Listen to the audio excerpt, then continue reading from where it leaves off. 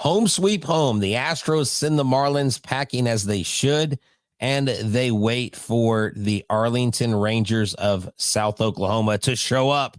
Will the Astros pull in front of the Mariners, who are playing the measly Angels? We'll talk about it with our special guest tonight, the Buffalo Kid. Trevor Hauer is here. Let's go. Jainer Diaz, this is Locked On Astros. Hello and welcome to Locked On Astros, your daily Astros podcast. Here are your hosts, Eric the Man Huysman and Brett H-Town Wheelhouse Chancey.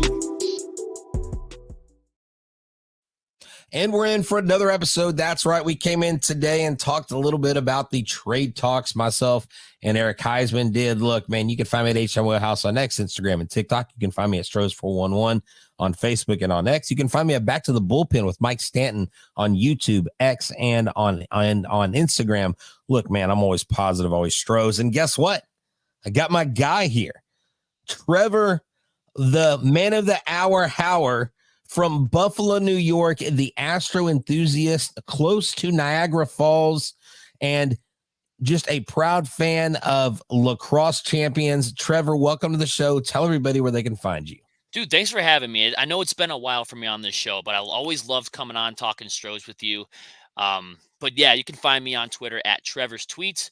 My name's Trevor Hauer, not to be confused with the other guy over there that used to play for the Dodgers, used to play for Cleveland. Yeah, he almost has an identical nickname or an actual name as me, but we're two different people. Trust me.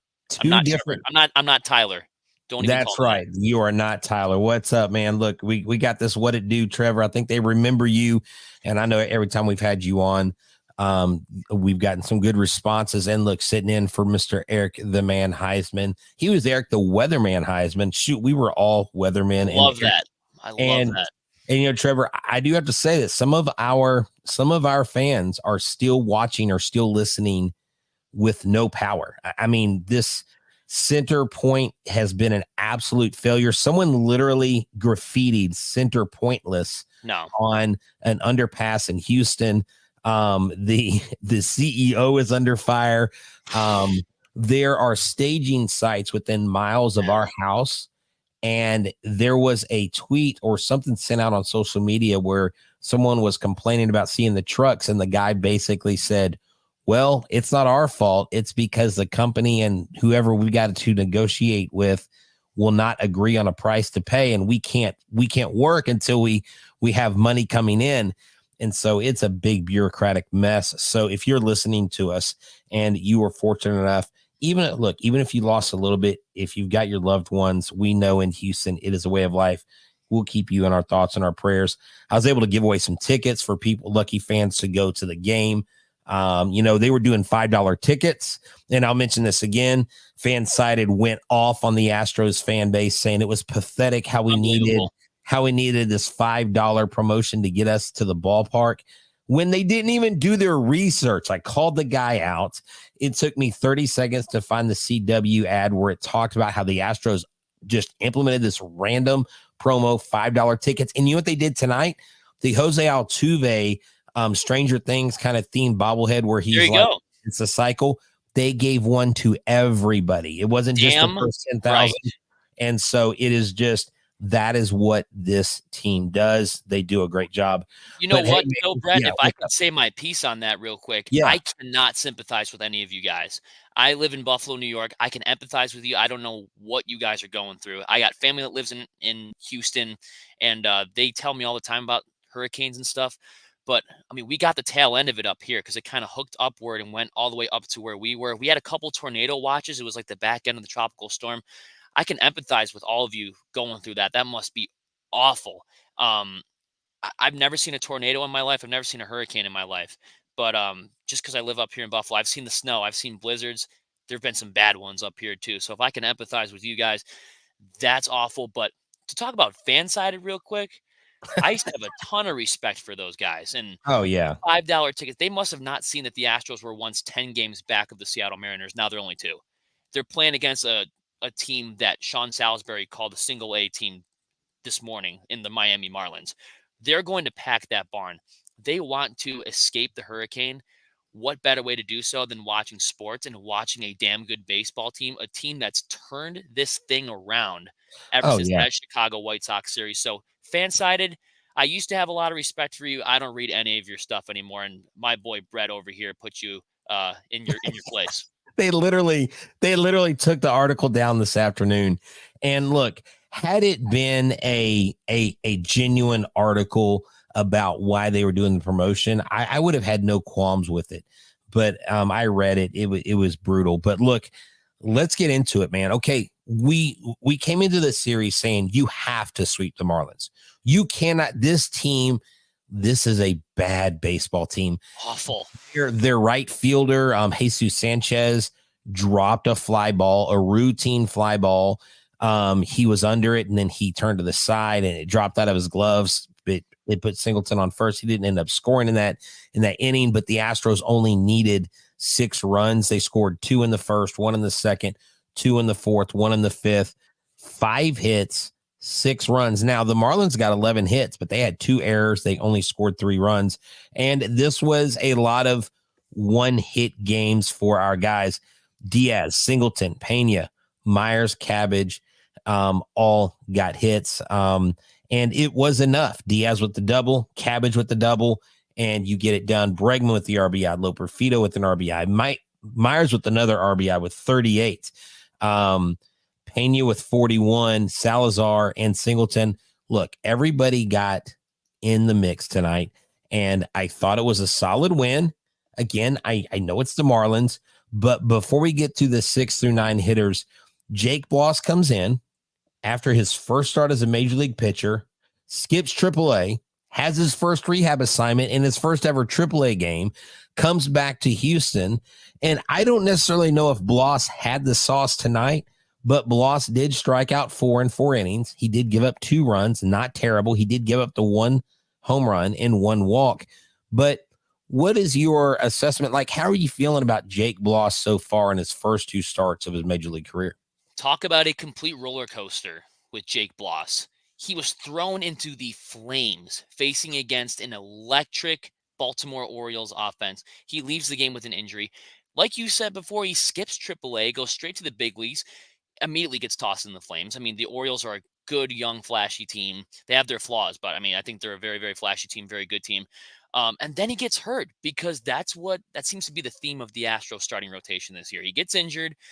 He gets sent to AAA, plays his first AAA game, and then gets sent to you see the Orioles are up here. The Miami Marlins, you can't even see them on my screen because they're so far down here. Chandler Rome tweeted out, how does this team only have 60 losses? I totally agree. Jake Bloss, I thought he looked fantastic given the circumstance. This is his second major league game. He's facing against a team that I think any other organization except for maybe the Chicago White Sox should be able to beat. And 4 strikeouts. He was getting hit around a little bit, but he did his job. He did his part. He's not going to be Sandy Koufax out there. He's not going to strike out 17. He's going to do enough to beat the Miami Marlins. And like you said, they're a team that you need to go out there and sweep. And that's exactly what the Astros did. I don't care how you do it. That's like equivalent to the Houston Texans facing against last year's Los Angeles Chargers. I don't care how you go out there and win. You better win that game. No, yeah, definitely. And, to touch on Bloss, there were a couple wild pitches that he threw because he had so much movement on the baseball. But what I like about Bloss is we know that he's building up, and this kid must have been thought highly of because they skipped over blue ball. They skipped over Gordon and they went straight to AA.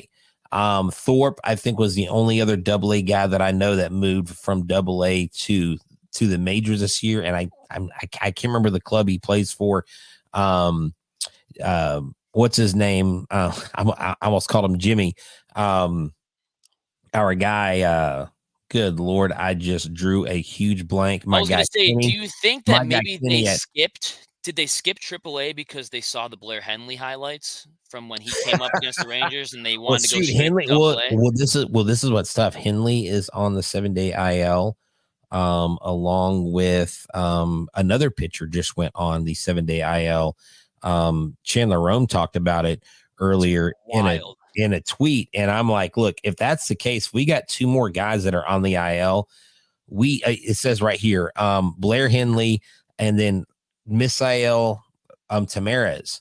He is on the 7-day IL. So if there is ever a time that we need another starter, the time is now. But what we're going to talk about in our next segment, where I'm going to wrap up our conversation on Bloss, what I think he needs to fix. Then we'll talk about our 6 through 9 hitters.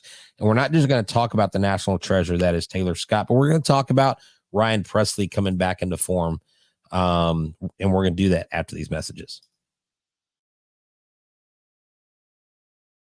This episode is brought to you by Booking.com. Go to Booking.com or get the app Booking.com.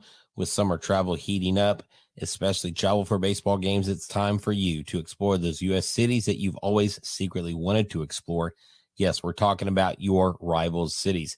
Hey, do some scouting. Check out the team. Send the notes to Dana Brown with hotels, bed and breakfast, vacation rentals, resorts, and so much more. Booking.com, you might just find the perfect stay, even in your baseball's rival city. Look, if you're a Houston fan and you want to go to New York or Boston or LA, you can do that. From hotels that overlook stadiums to family-friendly resorts, Booking.com has so many choices across the United States for your summer travel this MLB season. The right stay can make you a fan of any U.S. city, even your rivals. Book today at Booking.com on the site or in the Booking.com app. Booking.yeah. Passion, drive, and patience, a formula for winning championships, is also what keeps your ride or die alive. eBay Motors has everything you need to maintain your vehicle and level it up to peak performance. Superchargers, roof racks, exhaust kits, LED headlights, and more. Whether you're into speed, power, or style, eBay Motors has you covered. With over 122 million parts for your number one ride or die, you always find exactly what you're looking for. And with eBay Guaranteed Fit, your part is guaranteed to fit your ride every time or your money back. Because with eBay Motors, you're burning rubber, not cash. With all the parts you need at the prices you want, it's easy to make your car the MVP and bring home huge wins. Keep your ride or die alive at ebaymotors.com. Eligible items only. Exclusions apply. eBay Guaranteed Fit. Only available to U.S. customers. That's right. Make sure you check out the Locked On Astros Postcast with Michael Connor as he covers the Astros every day. He is also, it's basically called Locked On Houston Sports. And so he'll be covering the Texans, the Rockets, and so much more, even U of H. So go check them out. Look, hey, we're not in competition with them. Locked On Astros Postcast is a part of our podcast because, look, we're on the same team. So come here, check us out. Go to Michael's show, check him out. Make sure you subscribe to both our channels. We just hit over 11,700 subscribers. We're trying to get to 12,000.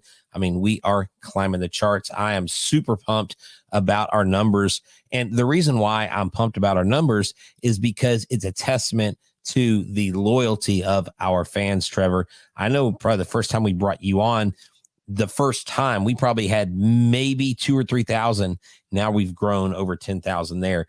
But man, these 6 through 9 hitters for the Houston Astros tonight killed it. They, let's see, tonight you had Loperfido, you had Myers, and you had Loperfido, Myers, Cabbage, and Salazar. Myers and Cabbage getting it done tonight.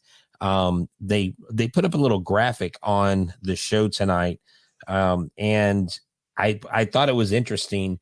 The 6 through 9 hitters for the Astros major league rank over the season, 257 average third, slugging percentage fourth, 409, RBI 112 third, runs 110, tied for second. That was entering into tonight's game. And so, Trevor, this has been amazing. Not only the 6 through 9 hitters, but get this, in their last 8 home games, they're 8-0. They have 79 hits, 50 singles, 19 doubles, 2 triples, and 8 home runs, a 298 average, 815 OPS, and 53 RBI. I mean, Trevor, this team has turned a corner. This is something that we were missing last year, especially in the home games too. We were getting nothing outside of the first 4 batters in the lineup, and that was always with a healthy Tucker, with a healthy Yordan, a healthy Altuve. those guys are even banged up and they're still hitting this much. And then you throw on top of that the 6 through 9 hitters. What we've been seeing out of Joey Loperfido, sure, he can get his strikeouts down a little bit, but he was on the cycle watch last night. I know it was against the Miami Marlins, but he hit his second career home run. It looked like it was a moonshot, too. He hit it straight up. I didn't think it was going to leave until that thing just kept carrying. And then Jazz Chisholm, for the love of God, can you catch a fly ball? Joey Loperfido took advantage of that last night, too, and got a triple. He did. He was taking advantage of bad mistakes, and Joey Loperfido has turned a corner. Although we've never seen him play first base yet, which I'm still kind of interested in seeing. If it ain't broke, don't fix it with him, right? Well, Dana Brown was asked, does he see Loperfido playing first base in a few years? He said no. He's an outfielder. I mean, okay, fine. Straightforward answer then, right? Yeah. You got Singleton there, and trust me, 79 set the bar super low. I mean, that thing was touching the ground. He said it's super low. John Singleton is at least producing something. He can get the barrel on the ball. And Jake Myers, I've been hearing a lot of stuff about him. Does he make it out of the trade deadline? It's still as a Houston Astro. Here is the double-edged sword known as Jake Myers. He's having a great year. He's third in outs above average for all center fielders. He's hitting the ball well. He has value. And if you're going to trade, and if you're going to get a starter that's going to significantly help you, I made the case earlier on the show with Eric. Chas McCormick has no trade value. Zero. They're not trading Loperfido. They're not trading Dubon. Cabbage isn't a guy that they're like, hey, can we knock on Trey Cabbage's door? Hey, I'm the president of the Trey Cabbage fan club too, so you can't trade him now while he's hot. Exactly. Can't trade him now. Now, are you going to go with the Chaz Chomp creators idea, and would you bring heads of cabbage and eat it vigorously every time he got a hit? Well, I was going to do that, but I was also going to put cabbage like on my head, like tape it around a hat or something, and just go all out with it.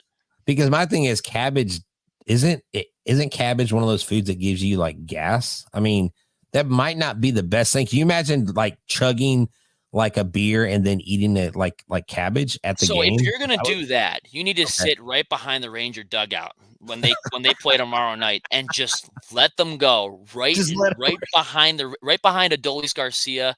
He won't even think about reaching for his syringe anymore. Okay. Oh wow. When he comes back to town, brutal, man. He'll be like, I can't even take a step over there because it reeks so bad. I'm just going to leave this alone. If you're going to bring cabbage and you're getting, I don't care if you cook it. I don't care if it's raw. I don't care if you're going to cook it. Yeah, can you imagine someone bringing in a hot plate and cooking cabbage? I think Minute Maid Park should make corned beef cabbage, like some St. Patrick's Day style. Cabbage. Yeah, let's do that. Corned beef cabbage. Or just act like it's New Year's Eve every day and like have like black eyed peas and cabbage. Okay, I digress. All right, so I'll do it. Don't give me any good ideas. Wow, look at this. Look at this.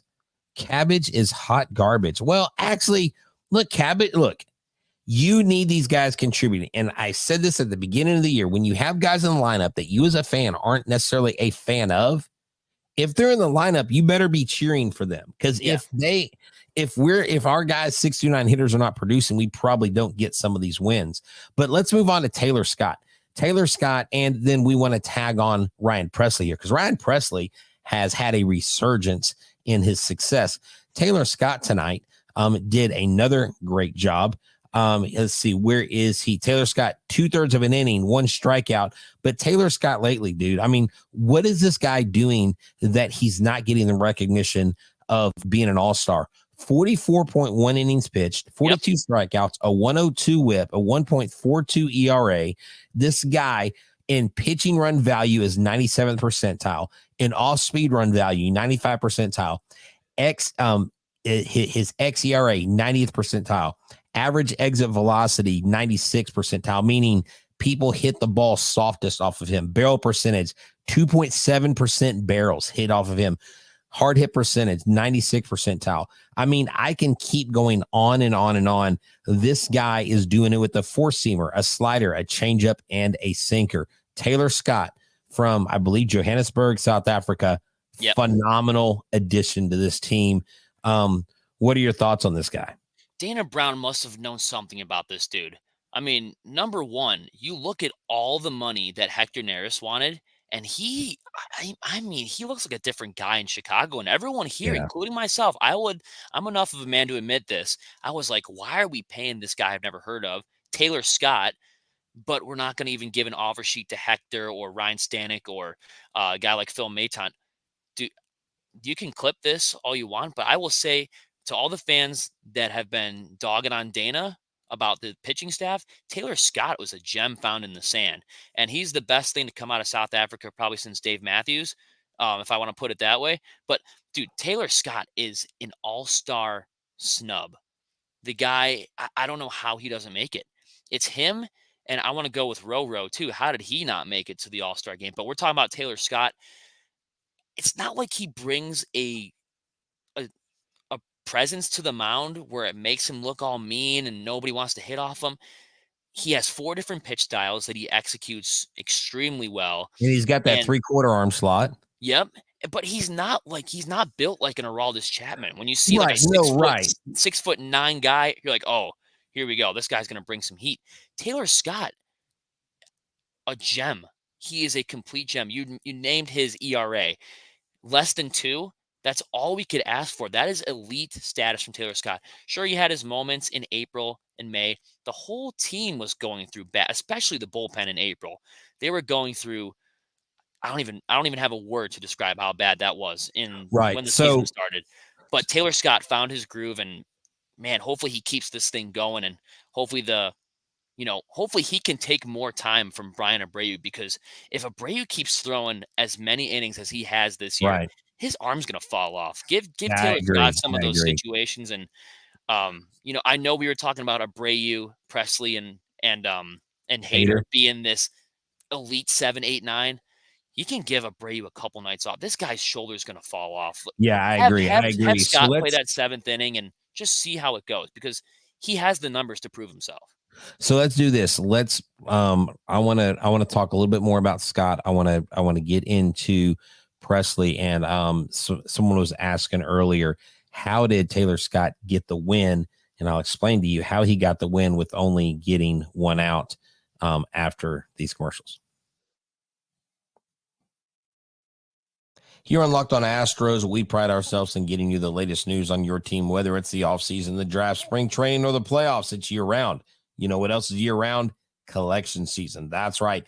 Just because tax season is over doesn't mean the IRS will stop coming after you for unfiled taxes. The IRS can garnish your wages, levy your bank accounts, and even seize your property. Don't let the IRS target you. Let the licensed professionals and tax experts at Tax Network USA go to bat for you.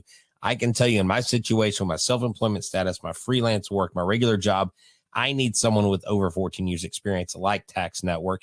I need someone with an A+ rating in the Better Business Bureau like Tax Network USA. They have saved their clients over $1 billion in tax debt. Whether you owe taxes, have complicated matters in filing your taxes, or just finally hit that parlay this season, you need correctly filing, call 1-800-549-1000 or visit tnusa.com/lockedon. And be sure to mention Locked On Astros at checkout, and you'll receive a $250 discount off their services. Style so good, you can feel it. StitchFix.com/MLB. You know that instant confidence boost you get when your outfit takes you to the next level? That's right. You're looking good. You're feeling good.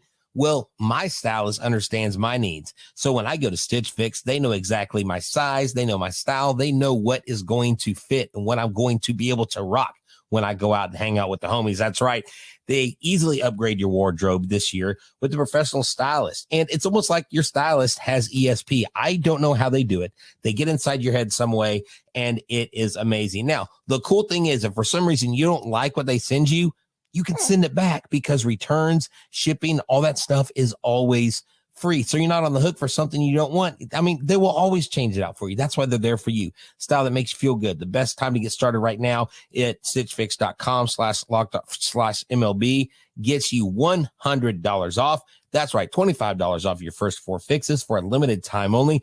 That's stitchfix.com/MLB for $100 off. Stitchfix.com/MLB must redeem within 7 days of sign up. Offer does not include kid fixes.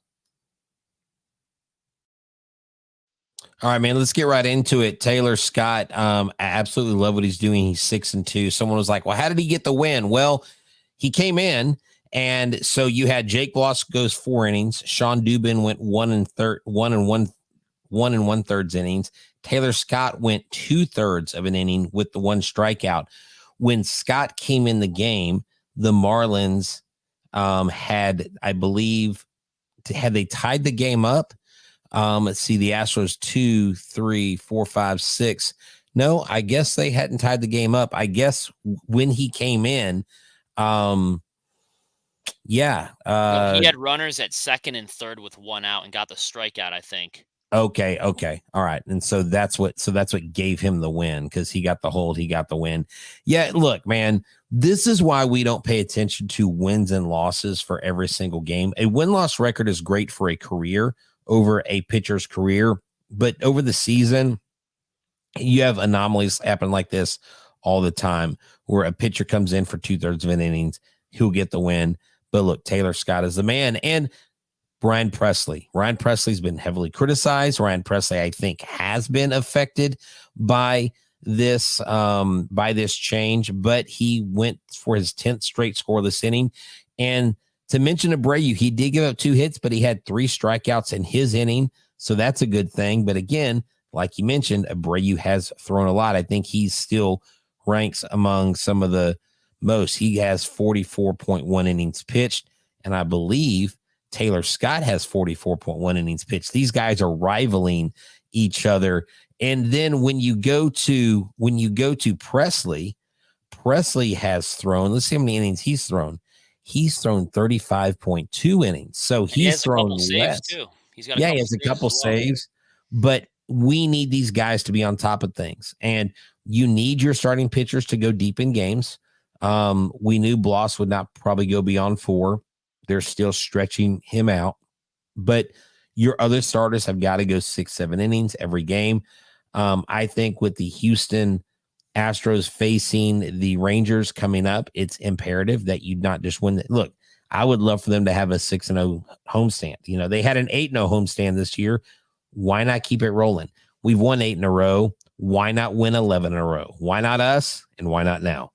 And why not against a team that completely embarrassed you in game 6 and 7 and still leaving 100%. That salty taste in my mouth when I think about it? And it couldn't have happened to a more deserving team. The Astros, this was their opening act.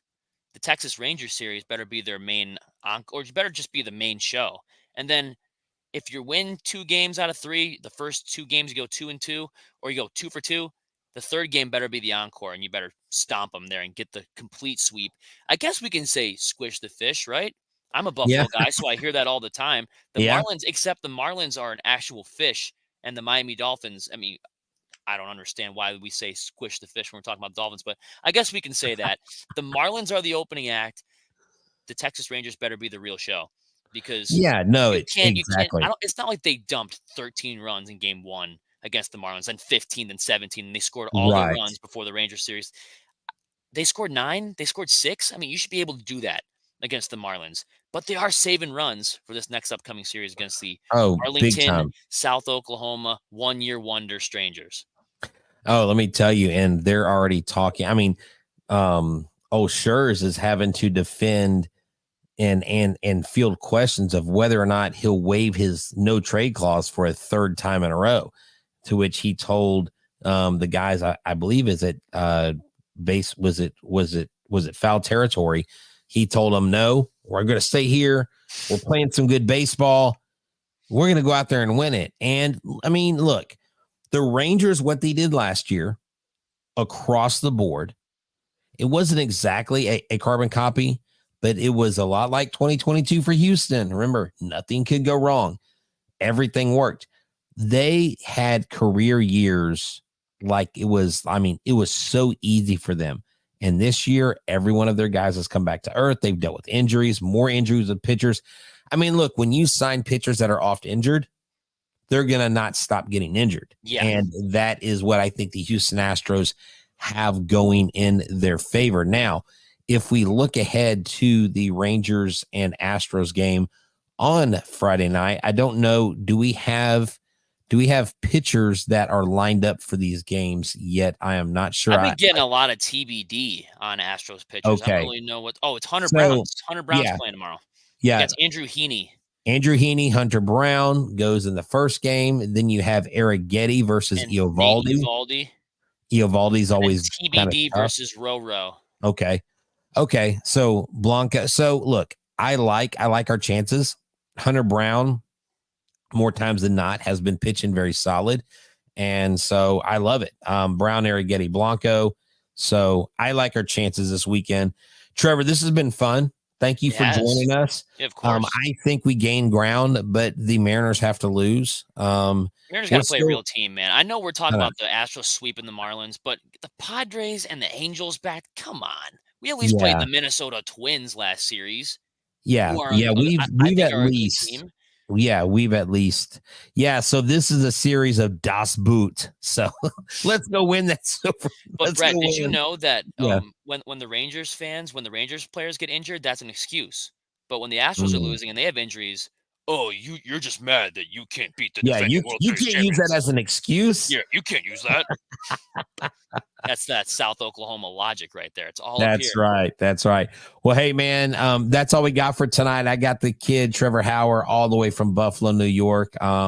Sir, thank you for joining us. For myself, for Eric Huysman, for everybody here at Locked On Astros. Just make sure you make us your team every day. Check us out. Subscribe to the YouTube channel. Smash that like button. 135 of y'all on right now. Y'all have a good one. From Trevor, myself, and Eric, and everybody, we are out. Go Stros. Good show, man. Woo! Like the Nature Boy. That's right. Ric Flair. Woo! Jet flying.